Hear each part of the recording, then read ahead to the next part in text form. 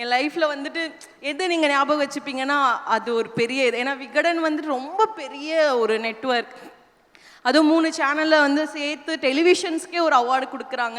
அதில் நம்ம வில்லி கேட்டகரியில் வந்து வாங்குறோன்றது ரொம்ப சந்தோஷமாக இருக்குது. இந்த அவார்டுக்கு ரொம்ப நன்றி.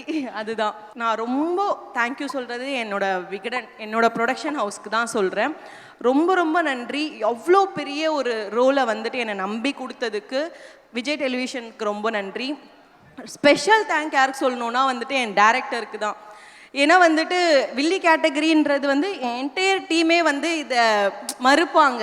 ஏன்னா வந்துட்டு ஒரு பொண்ணோட கதை தான் அது. ஸோ அந்த பொண்ணு வந்துட்டு எப்படி அவளோட லைஃப்பில் இப்போது நம்ம ஒரு சின்னமாக யதார்த்தமாக வந்து எதாவது தப்பு பண்ணிட்டோன்னா பதற்றத்தில் ஒரு சொல்லிடுவோம்.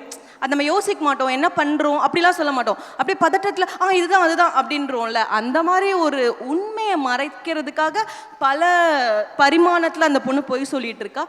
அந்த பொண்ணோட உண்மை வெளியில் வரும்போதும் வந்துட்டு அது நெகட்டிவாக இருக்காது அப்படின்றத எங்களோட எல்லா டீமும் நம்புது.